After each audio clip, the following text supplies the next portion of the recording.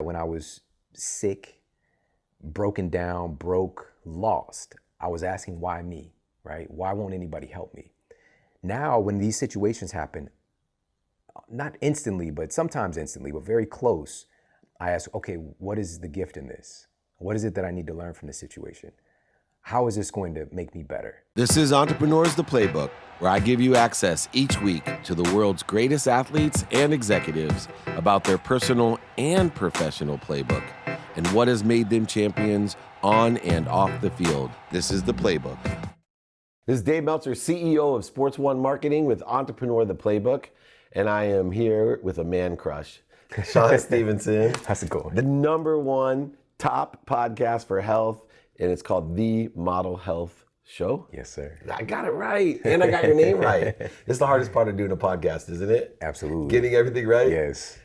Anyway, so you and I share tons of different philosophies. I want to start out with the most important question, and why health? You know, so many people, it's like such a big topic, but you know, what qualifies you to have the #1 wellness show? There's this statement that I actually heard from Michael Beckwith that Already back. that God doesn't call the qualified, God qualifies the called. And so I think that my life really qualified me to do the work that I'm doing. It was not my intention to be working in health outside of playing football. When I was 15 years old, I ran a 4.5 40. I was killing it. Like, things were looking good. I was getting letters coming in from schools, and little did I know that fate had other plans for me, because I was a two-sport athlete that was like at a high level, and I was at track practice later that season, and I was doing a 200-meter time trial, and as I was coming off the curve into the straightaway, my hip broke. Whoa. And there was no trauma. Nobody ran into me. It just broke just from running. Like Bo Jackson, man. It's like another reserve. Not as cool though. Not as cool. And so being a hard-headed guy, I kept coming to practice for a couple of days before somebody's like, you need to go get checked out. And so, I got the exam done. There was my iliac crest just kind of floating in space.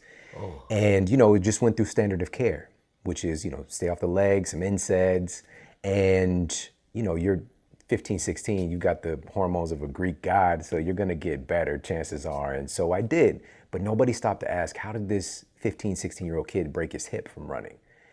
My bones were so brittle. I didn't find this out until I was 20, and this was after a dozen more injuries ended my whole aspirations of playing sports, that I had this condition called degenerative spinal disease, degenerative disc disease, and my bone density was so brittle that literally just running could break my bones. And so here's what's so crazy, and this is why I love talking with you about this kind of stuff.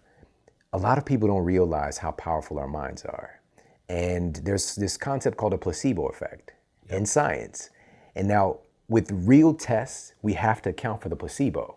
We have to do a double-blind placebo-controlled study, which means we have to account for the fact that some people are gonna get better just because they believe it's a drug. Perception. And so on average, placebos are about 33% effective on average. A fake drug, fake surgery, people get better, all right? And so for me, when I was 20, I was given the opposite of a placebo. It's called a nocebo effect. My physician told me at the time when I asked, okay, so how do we fix this? I have this condition. He told me this is incurable. There's nothing you can do about it. And I'm sorry. And so what we're gonna do is to help you to manage this. And so giving a 20-year-old kid this kind of permission slip to be less than and to settle. And I took it unknowingly because he's an authority figure. A figure. And so a nocebo effect is giving somebody a negative injunction that something bad is gonna happen and you believe it. And so I went from a nuisance of a pain to chronic debilitating pain within about 6 weeks. And so to kind of put a bow on the story, 2 years go by, just chronic debilitating pain. Like, I had the shittiest couch on planet Earth because I just sat on there because I was scared of getting up. Right. Because every time I stand up, I get this level 10 sciatic shock down my leg that made me jerk. Yeah. And I was like the cool guy in school, and I looked like I was crazy. And I had all this fear associated with it, loss of identity, and I was just lost. And everything changed though. It took about 2 years because some folks, as you know, some people kind of get stuff right away. Some people are a little bit more slow learner in some instances. Some people never get it. Yeah. And so it took me a little time, but I realized that one day I was sitting there on the edge of my bed. I was holding my bottles, of drugs that I take to basically knock me out. And I thought about, these doctors, I know they mean well, but they're not thinking about me right now, and they're not walking in my shoes. How can they tell me what's possible for me? And I decided then to get well. And most people never do that. Right. It's more like wishful thinking. Like, I'll give this a try, we'll see what happens. I hope this gets better, or I wish, they'll say that. I wish this would work. And I decided, and I'm a big student of lexicon, day meaning from, kaidir, which means to cut. And so it cut away the possibility of anything else but me being healthy. I didn't care what, come what may, I'm gonna get better. And so, and also this is what I love about you as well. It wasn't just, this epiphany, but I put a plan together and I took action. And that plan entailed 3 specific things, which was changing what I was putting into my body, what I was making my bones out of, which just blew my mind when I found out what was really happening. Movement, which is kind of seems Captain Obvious, but I had deeper levels of understanding. And also my sleep, because if you're not sleeping, you're not healing. Right. And about 6 weeks later, I lost, and by the way, 2 years of sitting on that shitty couch, I gained like 50 pounds. Right. So I lost almost right around 25 pounds, and the pain I've been experiencing for 2 years was gone. And ultimately, final icing on the cake of the story, 9 months later, I got a scan done of my spine. My 2 ruptured discs had retracted and healed, and the severe degeneration I had in my spine, the discs that had barely any light coming through them, were supple, juicy, nice disc, and I basically reversed the aging process of my spine. And from that point, I began helping other people, people that had that same story of nobody can help you, there's nothing you can do about this. Up in my clinical practice as a nutritionist, wrote books, speaking all over the world, and here I am today. That's awesome. We talk about redemption, and there's a variety of things. In my story, people talk about a different type of redemption, right? There's this financial, spiritual redemption. I think redemption has 3 parts, and for you went through a redemption. First is the illumination, right? We have to be forthright and illuminate what the issue is. And instead of living in blame, shame, and justification, we can do that even with an injury. Yeah. And then the second phase is just to literally bring the illumination to some sort of research, right? We have to kind of, okay, what are we going to do, about it? So there is a problem here, and your aha moment wasn't the cure. It was, wait a second, nobody else is doing anything about it except for me. Yeah. Right? That's there. And then you take that accountability. Now you have to do something, and you learn and acquire data. And then the last piece is fix it. Right? And when I think of redemption, I always had, like in the Bible, and I do research, like people talk about redemption, and I'm like, I don't really get redemption. But when the words fix it came in, right? The simple Einstein type of fix it, it changed for me. I'm like, wait a second, I can fix anything. Yeah. I can fix anything. It's just a matter of time and ego in order to do that. How much, first time, how much does time play in this model health role? Like the perception of time, the use of time, how does time play into your health? That's such a good question. This is like, first of all, there's a big issue with our relationship to time as humans. We have this concept, especially people trying to extract and get more time in a seeming way of time management. But the reality is you can't actually manage time. Time is just gonna happen, You kind of are managing yourself within the construct of time. Which is a man-made construct. Exactly, And people exactly. don't get that. And so nobody has an extra hour, like we all have the same 24. 24 hours of activity. We just saw, Beyonce was here and she doesn't have 26. Right. Some people are like, I know she has like at least 25 and a half, Right. But the reality is it's just what you're doing, how you're managing yourself within that construct of time. And so in regards to our health, it's never about time, it's about priority. And this is something that you had this revelation, that you are it. And so putting that priority on your health, so for you, it's an hour a day, no matter what, at least. At least, minimum. And so for me, it's the number one thing that I'm doing as part of my morning ritual is having some kind of a movement practice, because it's a catalyst for everything else. There's so much benefit to it. It seems like it extends my time. It seems like I have more time because I'm not just doing work anymore. I'm actually being effective. I'm a better version of me doing this work. And so time seemingly slows down. And so how this all kind of came through was, just like anything, it's a process. I used to think I was busy, by the way. Right. There's no such thing as busy, by the way. I don't even like the word. Yeah, no such thing as busy. Everybody has 24 hours. So if you sleep 12 hours a day, you're less accessible than I am. I'm more productive than you are, but we're both equally as busy because we're doing something for 24 hours. You're just sleeping. I'm being productive and accessible. Exactly. And today we live at the time of the greatest distraction. Like we have these WMDs, right? These weapons of mass distraction. And I love that. It's crazy because at the same time, they're great gifts. They're great opportunity for connection, for, if you're in business, for sales, if you're in, health, to inspire other people. However, it can distract you and become a vacuum of your time. And the way that the human brain is wired, we're not wired up to interact with that. We're just not. The human brain is really driven by this kind of dopamine pathway. And so dopamine, it isn't necessarily like it was packaged up and thought of as a pleasure. Yeah. But it's really about seeking. It kind of drives us to seek. And so what's so crazy and amazing about it is that without dopamine, humans really wouldn't have evolved to this point. There wouldn't be, it's like a reward-based thing. It wants us to go and try to get this reward, but we need the reward or we go crazy. And so that reward is a little drip from that opioid system. Whenever you seek and you find something, you get this feedback loop. And so it encourages you to do it again. The internet is perfect for taking advantage of that because every time you seek, you find. Every time you scroll, seek, find, seek, find, seek, find. Before you know it, you are literally chemically conditioned. And a lot of folks don't realize this. The most powerful pharmacy in the world is the human brain, right? Yeah. It's more powerful than anything else because it's also designed specifically for your ass. And so unconsciously, as we're going, and I just call it like the internet black hole, we do these just checks, right? You're saying I don't have time, you're focusing, I'm trying to get this work done, working on this book or working on this client, whatever, and just check your phone, right? Just check. I'll just check real quick. Before you know it, you're scrolling and you've been seduced and sucked into this internet black hole. And the reality is this, it's not even a just check. This is something we're now terming a switching cost takes place because we used to be able to get in a flow more often as a species, right, with our work.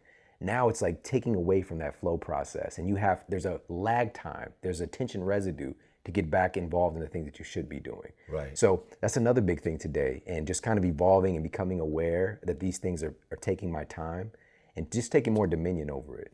That may be the best answer to my time question ever, so that's awesome. Let me slip into another side of it, because you're an Einstein guy. Energy, right? So we talk about model health, we talk about the chemistry, but there is this unconscious energy that we carry. Everybody vibrates at a different speed. There's an energy that heals. You probably have gone to energy healers, or at least seen them.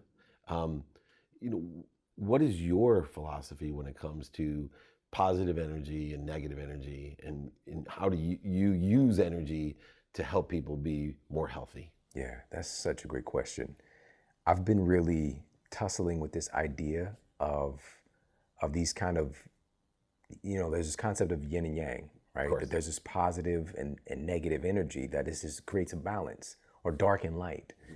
But my collective assumption, and also just talking with people like yourself, is that everything still tends towards growth and towards light. Mm-hmm. There's a pull that moves it. It's an upward motion, but there is this balance. Because I'm just like, why is there this darkness? Why is there this negative energy? And I think that it's always going to be around in some capacity. It's just we're going to elevate higher and we're going to understand it better. I think it's always a catalyst, right? It's always a catalyst for some kind of growth or gift in it. And so, what do you do with negative energy?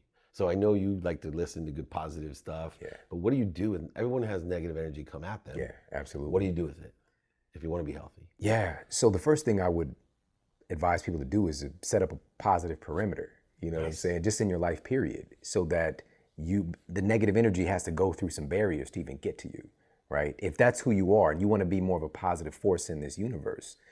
Now, sometimes stuff is going to get through uninvited, and that's okay, because it's really about perception and how quickly you can start to see the gift in it. Like, what is it that I'm very big on questions. I think the human mind is really driven by questions. Everything, like, we're constantly asking questions, but they're usually very negative. Like, why me? Why is this happening to me? And I was doing that when I was sick, broken down, broke, lost. I was asking why me, right? Why won't anybody help me? Now, when these situations happen, not instantly, but sometimes instantly, but very close, I ask, okay, what is the gift in this? What is it that I need to learn from this situation? How is this going to make me better, right?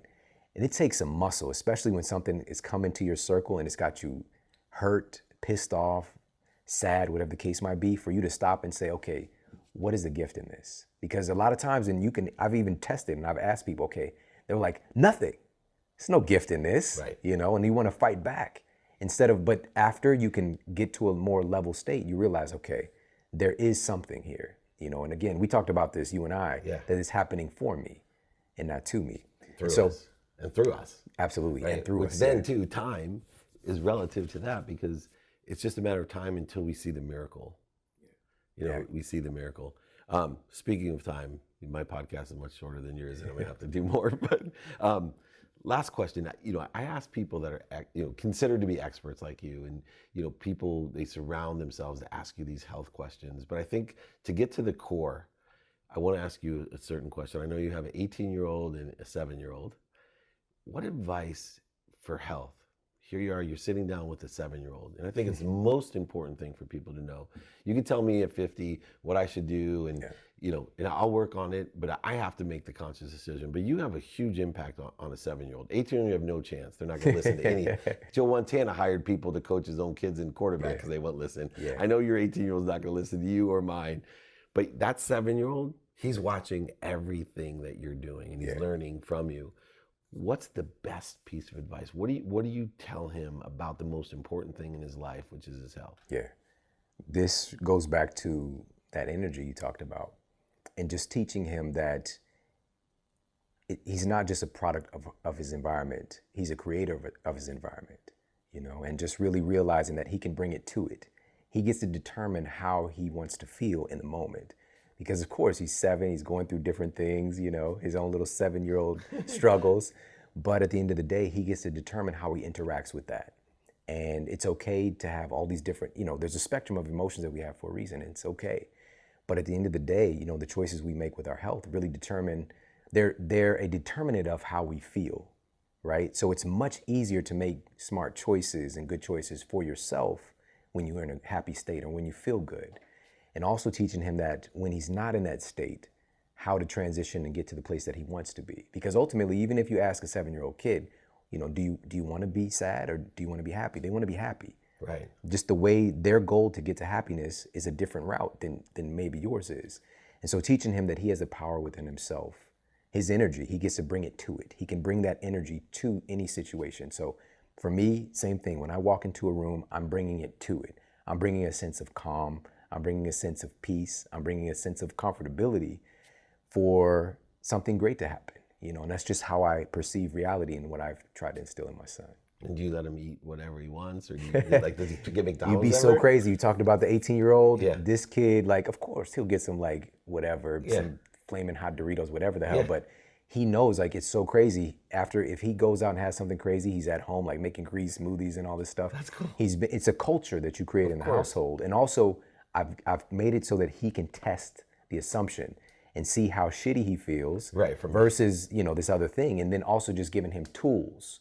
Because used to be when something happens and he's coming talking to dad, and I'm like, I'm not here for that. I'm not going to keep on helping you fix problems, So just giving him the tools, creating a culture in the house, that's really done it. Shawn, what I love about you is an epiphany for me, because obviously I've been working on my health, and I always tell people, don't look at how you feel today. Think in a different, expansive way. Think about how good could I feel, right? So a lot of positive people, I don't get sick. First of all, I haven't been sick in years. I don't get sick. It's one of my realities, right? And yet, 2 years ago when I was overweight and had sitting man syndrome, my posture was way worse. All these things, I didn't know any better because I wasn't under the epiphany that you have taught me. How good could you feel?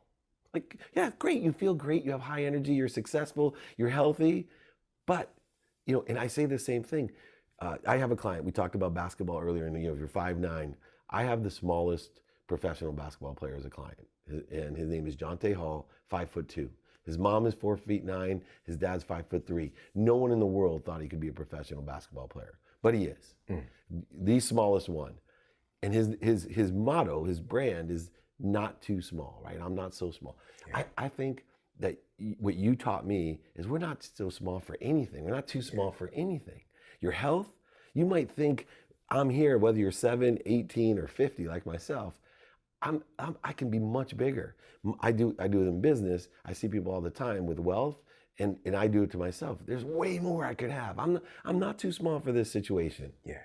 Right? And I want to, just out of gratitude, thank you so much for inspiring so many people not to be too small. Awesome. Right? To look within. And I look forward to a lot more of these conversations. Definitely. And if you haven't checked this guy out, #1 podcast, The Model Health. Where can they reach you at, real quick? So where they're listening to this incredible show, they can find us. So it's The Model Health Show, or you can find me online, themodelhealthshow.com, and all my social media is there as well. Awesome, man. I highly, highly suggest it. I've had the world famous on here. This is the world famous Shawn Stevenson with Dave Meltzer and Entrepreneur, The Playbook.